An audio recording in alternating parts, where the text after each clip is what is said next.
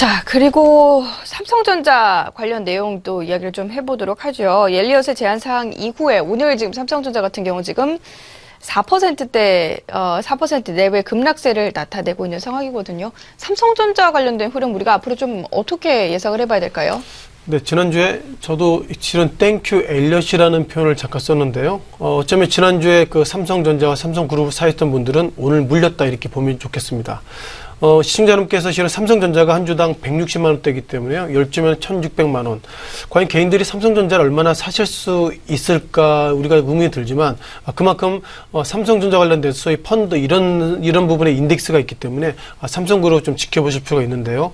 자, 엘리엇의 기본적인 얘기는 그거죠. 즉 30조 원의 어떤 현금 배당 등 4가지 요구사항인데 중요한 것은 엘리엇이 삼성그룹이 잘 되길 바라서 이런 제한상을 내는 것이 아니라 삼성그룹이 주가가 오르거나 배당을 많이 하면 그만큼 엘리엇이 이익이기 때문에 기본적으로 이익 관점으로 좀 보시면 좋겠습니다.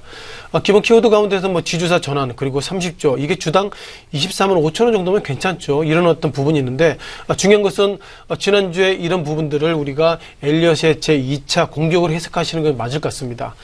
지난주 가운데서 삼성전자, 삼성물산, 삼성생명, 삼성 SS 이 종목이 이 시각 현재는 뭐 3%대, 2%, 1% 하락을 좀 보이겠지만 지난주에 예상보다 급등한 만큼의 시장 틀어서 20분 만에 지난주에 상승을 정확하게 뺏어갔는데요. 이전 엘리엇이 공격을 보는 이유가 어떻게 보면 이렇게 세세하게 삼성그룹에 대해서 제한하고 있다는 것은 이제 또 다른 점 공격을 하고 있다 이렇게 보면 좋겠습니다. 다만 중요한 것이 공격이라는 것이 개인이나 기관 입장에서 보면 주가가 상승할 수 있기 때문에 삼성그룹 입장에서는 공격이지만 기관 입장에서는 오히려 좀 잘 됐다 이런 좀 판단 좀 가지셔야 될 것 같고요. 기본적으로 지금 뭐 시가총액 1위부터 10위 가운데서 외국계 지분이 40% 넘기 때문에 삼성전자를 비롯해서 뭐 50%가 넘게 나오고 있어서요. 결국 삼성전자를 가지고 있는 외국계 자본이 엘리엇과 서로 손을 맞게 된다면 뭐 기본적으로 뭐 주총 소집이나 이런 어떤 이슈도 되고 있어서 이런 부분들 삼성그룹 입장에서는 좀 더 신경 써야 될 것 같습니다.